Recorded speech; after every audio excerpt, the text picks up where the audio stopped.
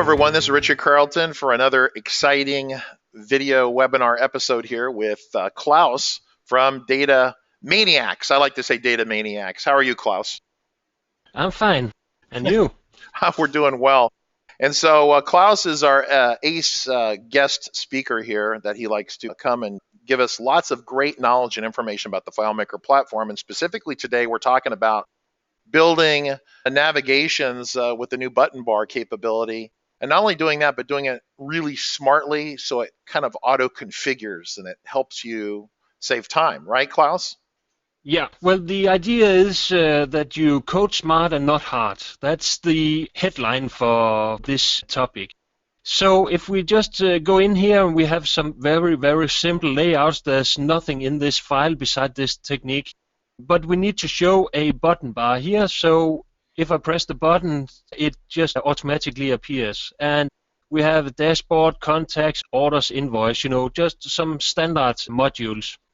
We can even change the language to other, French, German, and Danish, because I'm from Denmark, and of course English.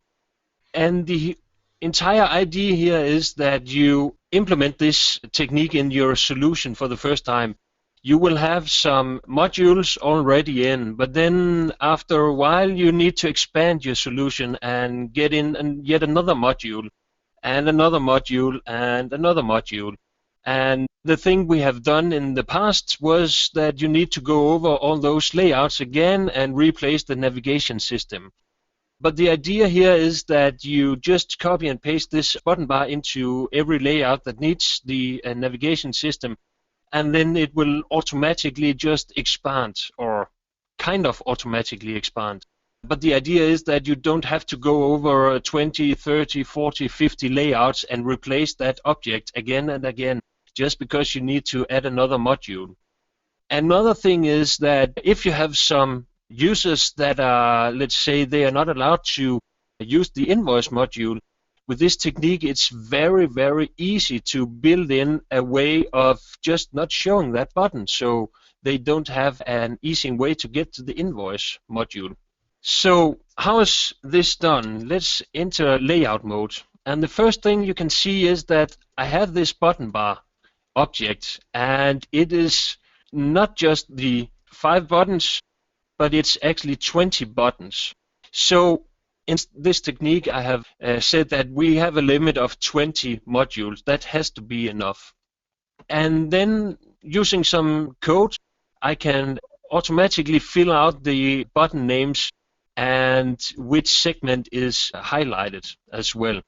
The styling is, well, this is just one styling I have just made for this technique, but obviously you can just style it the way you want and make sure you save that as a custom style and save it into your custom theme, and then you can just go and restyle it, and it automatically propagates to all your layouts with this great custom style technique.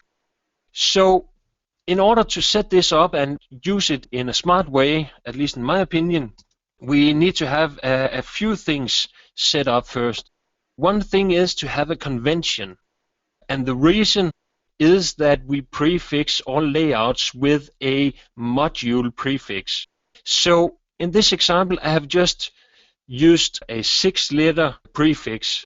So here I'm saying, well, ENT is like interface, dashboard, file, local, table, whatever you want to call it. And I have created one for desktop, DT, for desktop, web direct, and for phone. And it could also be for iPad, but whatever you want to make it.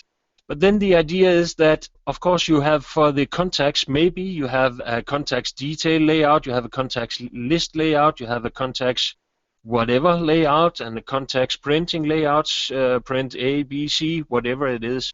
And this technique handles knowing the navigation to the right layout. I have just made it very simple here with the detail and list layout, or at least they are supposed to mimic that they are detail and list layout. And then it's also prefixed with the this is contacts, invoice, orders, offers. So this is kind of a prerequisite in order to make this work really smart. And the reason is that when I'm at this layout, I know that I am in the context of the ENT-DT for desktop. You can call it whatever you want, whatever it fits, but I have a custom function that helps me know where I am. And this custom function is very, very simple. You can also use this without the custom function, but now I have just coded and used this custom function because it allows me to change if I change my mind or I need to do it different in another solution. So I just use the left function and get the layout name and 6 characters. The first 6 characters is my get layout module prefix. So that's what these GLM are supposed to stand for. By using these prefix in the layout names, every layout I am at, I know where I am because of this prefix. So this is a prerequisition, and you can easily change this to anything else if you want to. So as I know where I am, I can also easily specify here which segment is the highlighted ones. Maybe I should start another place, because the way I'm telling the solution which button should be active is by setting a script here that is load menu into globals. So if I just minimize this a little bit, there's a lot of comments here I've put into the script in order to explain what's going on, but it's really, really simple. I have 2 global variables.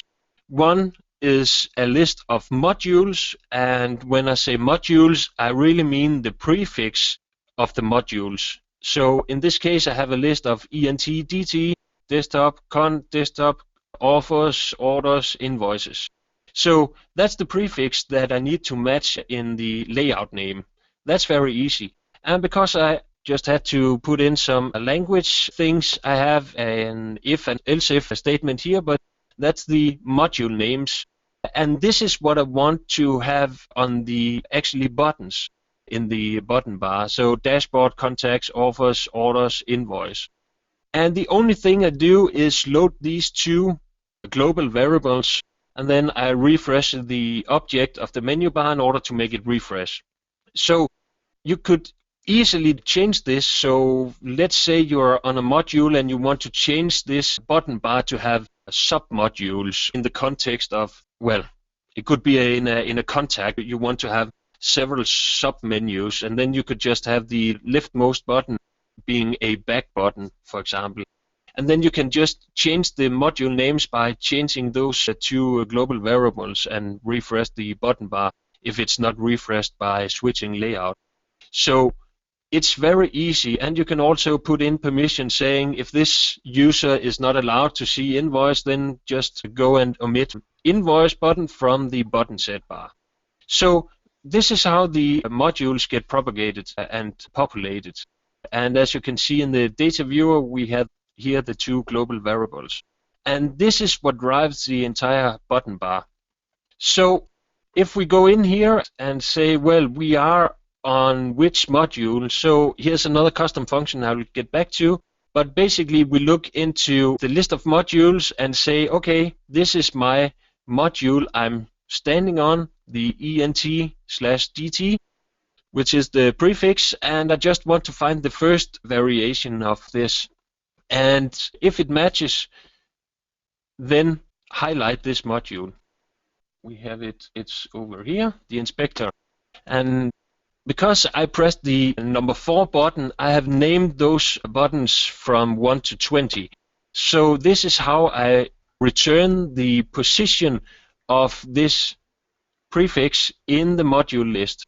And it happens to be number 4, then it's going to highlight the button number 4.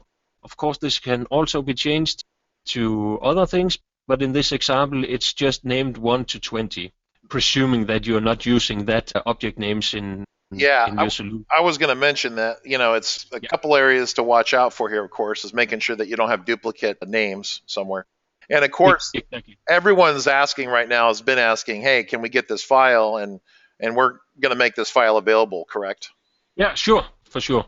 Yeah, so you don't have to worry about copying each, writing notes down and taking notes in the video, but just, I think the graph... No, you'll get the file, but this is just explaining how it works, because it's a little bit more advanced than just for a new beginner, but I think it's fairly easy to understand, and it saves you a lot of time. Yeah. The same goes with the name, is also get the value of the module names, and this was button number 5, so that's why it's number 5, and then it goes on. And all buttons is set up to call the menu script with the value of the module prefix. So in this case, we are on button number 9, and we call the module prefix number 9 in the list of modules. So this is basically how it works. And then there's just another thing. So if you can see here, there's an I, meaning that each individual button has a hide object when. So this is also very easy. So what we're saying here, I clicked on button number 9, and the calculation says if value count of the module names is below 9, then this button should be hidden. So in other words, if there are less than 9 module names in the global, then hide this object, which is the button itself. And the same goes for all the other buttons, just with another number, the same number as the button has. And then this is how the buttons that are not in use are being hidden. And because with this new button bar we have the anchoring to both sides and to the top, this means that the button bar automatically resizes into a larger number of, well, if you take out a button, it just automatically fills all the spaces between. Yeah, it's this is very quick. 14 creates equidistant buttons based upon the number of buttons, the overall dimensions of that object, which is really a cool feature in 14. I want to point out, and you said something just a moment ago, that this is a little bit more of an advanced technique, although it's pretty easy to understand. And that is because it's a little bit more of an advanced technique, it's not something that we put into FM Starting Point. And I've been asked about this a number of times. So let me be clear about this. The reason we don't put it in FM Starting Point is that when people go into layout mode, what I don't want them to see is I don't want them to see that across the top, because that looks visually different than what they see here. And what I try to do with FM Starting Point is to keep the mental gymnastics at a minimum. And so I think this is important because a lot of people ask about Starting Point and what we do and what we don't do. And if Starting Point was really made for advanced developers, then we would implement this technique. But we also need new people who are coming into the platform to understand what FM Starting Point's about. So we like the menu bar to look consistent between browse mode and layout mode. And that's the one rub with it, is that as soon as you make it dynamic, it starts to look very different. So for those of you who are asking about Starting Point and wondering, that's why. So. And there's a reason you call it FM Starting Point and not Continuing Point. Yeah, or Finished or whatever, or FM's Advanced tool for developers. Yeah, and so of course, this has a very valuable for your more advanced developers, but I think for brand new people, I think this is maybe a little mentally much. But like I said, so this video is more for intermediate advanced, I guess, or people that have been using it probably a year, FileMaker 6 months or a year anyway. So. Yeah, but if you're a newcomer, then this could also show that there is a future. Just because you're not on the level of being able to integrate this technique, you can see that there's a lot of things possible with FileMaker. Absolutely, and that gets into a lot of the issues with the starter solutions, FileMaker's starter solutions. Those starter solutions are decidedly not for beginners, but are designed specifically as technology demonstrators to show how cool and how far FileMaker can go in doing some rather advanced things. And so this is great for that. I was just pointing that out because I'm going to get about 20 emails immediately from people when this video comes out that'll ask that question. So good. Okay. This is basically how the button bar works. So we load into globals 2 global variables that has a prefix, and there's a module name that you want on the button. And we covered how each button was hidden if there wasn't enough values in the global variable, and how each segment is showing as active. So then I would just go into the script. So there's basically 2 scripts in this technique. So loads menu globals we have just looked at, and then there's the menu, which is very very simple as well. This is what it takes. So let me just run through. So the first thing we do is to just put in a script variable saying, well, whatever script parameter we get in with, we just set that into a variable here.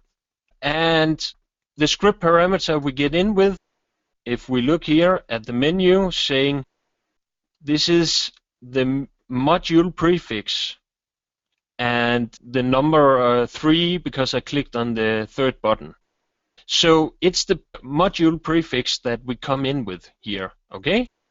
Then we have a type. So the type is, it's my word for saying, okay, are we going to a detail layout or a list layout or whatever layout that we have. And this is a kind of unique identifier for the layout. And if we look here, there is also a lot of explanation about what's going on here, so you can read about that. But with the dashboards, we don't have a detail or list because they are just a little bit different. So this calculation is just saying, okay, if the module is ENT-DT for desktop or WebDirect or PH for phone and PA for iPad, then the unique name in the layout name we need to look out for is dashboard. Otherwise, we are just going to detail. And of course, you could change this to, I want to start out on list view. So you could just change this. Or if it is the contacts, then I want to start out in list view. Otherwise, I will start out on the detail layout when I use the navigation. So this is where you put in anything that differ from just the standard. So this was the type of layout we want to go with. And then we have an error dialog variable here. And that's just, you can put in an error message to your users. That's really just a way of doing it. And then we calculate the layout. What's the layout name of the target layout? So what goes on here is there's some error checking, but basically we use a custom function saying we are looking for the module layout. We have a module here, which is what we said in the script variable of mod, which is basically, well, the script parameter. So it could be, in this case, con/dt for contacts desktop. Because obviously you can use this also on iPhone and iPad as well, or WebDirect, and maybe you want separate layouts for this. And then the type we came up with. So we are looking for the contacts detail, for example. And then we're just having some error checking here and say if it's empty and we can't find the layout name for whatever we are going with here, then we are outputting an error, and the error is tested for here and say, okay, if we got an error, we couldn't find the layout we were looking for, then display a custom dialog saying whatever error message that we set up here. And if there was no error, meaning we could find a layout name, then we just simply go to the layout by layout name by calculation, because we just got the layout name up here in this variable. So really simple. Basically, we could just put in the calculation in here and have, instead of this variable, we could just have the entire calculation in a script step, and then, well, basically the navigation was one single script step. I allowed myself to expand this a little bit because my experience is that you need to have some error checking and some handling of this. But this is the navigation script. It's very simple. And because it's all dynamic and it's looking at the list of layout names and looking for the prefix, you basically never need to touch this unless you need to put in for the type another variation of the detail or list. But if it's the default going to the list view or the detail layout, then you can just add modules, and the only thing you need to do is to put it in here, put in another module prefix, and put in another module name. And if you want to change the name because it doesn't sound as good, so you're just going to change it in this load menu globals script. And that's basically what there is to it. So, sounds simple enough, right? No, this is pretty awesome. And the whole idea, of course, is that despite all the stuff under the hood, once you implement it, to set up a new button is really simple. I mean, how many steps is it? Count the steps it is to set up a new button. Let's walk through that just beginning. Despite all the To set up a new complexity. button. Yeah, set up a new button. So let's say we, Create first a new, of all, create a new layout. We need a new layout. yeah. Well, I'm the kind of guy who likes to use the duplicate, so let's just do that. Okay. So let's say we have, well, what can we get? We could have a product. Yeah. So we are prefixing with PRO, and we assume that we have a table for this. There's only one table in this example, but we have created the table. So this is the detail layout for products, and this is the list for product here, and PRO. Yeah, now we have two layouts that we can leverage, which is great. So how do we connect those? Exactly.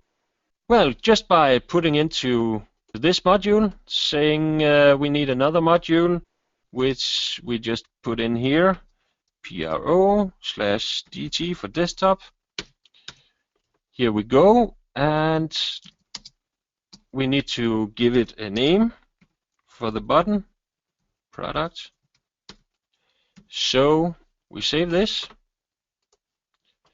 and load menu globals, and there the button goes, and it's just working. Very so now cool. You could just That's put in awesome. your field. Yeah. So excellent. So you see how simple that is to implement once you have it implemented. So it's a little bit of work, I think, to get bolted in. I mean, obviously you can start with a sample file, but for most people, they're going to have something they're already working on. They want to put this in, so they'll implement this. There's a little bit of work, but then going forward, the maintenance is really minimal, really minimal.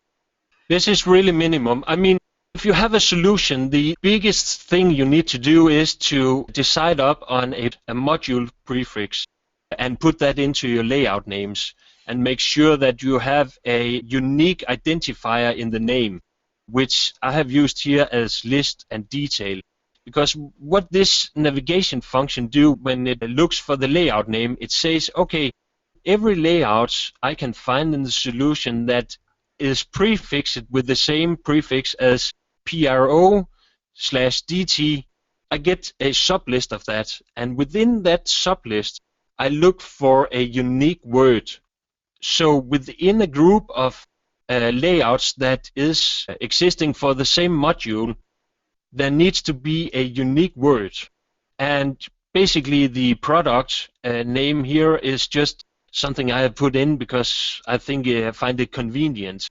But from the prefix I could have a convention saying, okay, that makes sense that PRO stands for product or offer, or that's actually what I already did. I have a question. So what if we wanted to do product catalog right now? I mean, if we did that, I mean, the opening extension there, the opening initials there would have to be kind of redone a little bit, correct? No, we could just catalog here. Yeah. We could just create a new layout with this catalog name, and it will still work. So it still works either way. That's really cool. Yeah. Because it's looking for the detail, that's the unique word. So in existing solutions, maybe this part will be the biggest thing you need to do. Other than that, there is actually here an integration guide. So there's 4 steps in order to implement this into your own solution. First of all, go to custom functions. There are 4 custom functions that drives this solution. Copy those custom functions and paste them into your solution. Great. And then you go and copy the scripts, and the scripts is just this folder, which basically only have 2 scripts because this is just a comment script. And then you just copy this folder into your solution. The third thing is copy the actual menu button bar. And on the first layout in your solution where you insert this button bar, make sure you style it as you want it to appear in your solution, and give it a name and save it as a custom style, and then propagate it into a custom theme. so that when you copy that newly styled button bar onto 50 or 100 layouts, or how many layouts you have in your solution, then they are all named with the same custom style name, so that you can go and make changes to that custom style and propagate it through your custom theme. Yeah. And that's really what it is. Yeah, that's important. I mean, if you're more of an intermediate advanced developer, I mean, this gets into scalability and performance. And we have a number of videos that we talk about this, both free videos and also in more detail on our learningfilemaker.com. We have a video course for FileMaker. And scalability and performance in FileMaker are important things to be aware of, and making sure that you use custom themes and shared styles. We have a whole section of videos that talk about that. And Claus is not emphasizing the magnitude of this, but it's important that this operates really fast. And I think if you had 4, 5, 10, 20 users, it operates plenty fast. It's not a performance issue there, but it's the actual loading of the layout. And so when you actually have a 3G connection on an iPad and you're across, hundreds of miles away from the server, or even across town, potentially the loading of that object up there could be slower than it needs to be.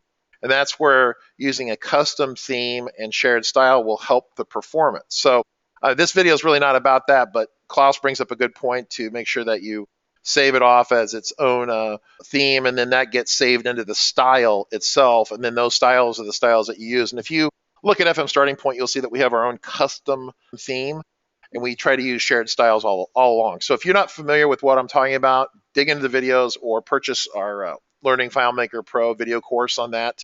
And we talk about that probably for an hour of getting under the hood and performance tuning and things like that. So now I think the other caveat here with this, and it's, I guess, obvious because Claus is a very senior level developer, to implement all this, you're going to need FileMaker Pro Advanced, not regular FileMaker Pro, because you're going to need access to the custom functions, right?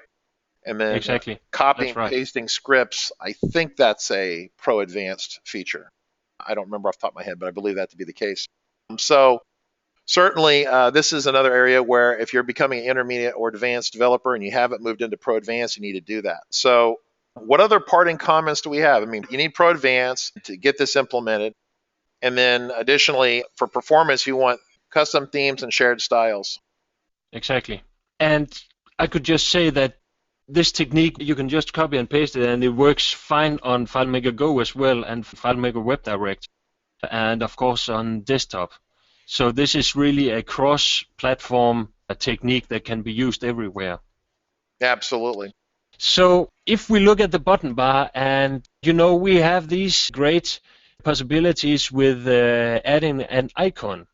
So why didn't I put in an icon? Well, they are really great with the icons, but when you have a technique like this where you want it to be pretty dynamic and you can change things around, then you would also need to have dynamic icons. And we don't have a way of calculating which icon that we should display in this button bar.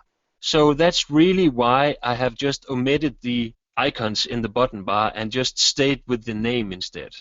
Yeah, to be clear, the button bar in 14 is the first time we've seen this feature. And I know a number of people have requested to make this better, with the icons being function of the calculation engine, so you can calculate which icon is in there. I don't know if that's going to be a feature in an upcoming release of FileMaker, but I know it's been mentioned by you and by other people numerous times as kind of, kind of an oversight a little bit.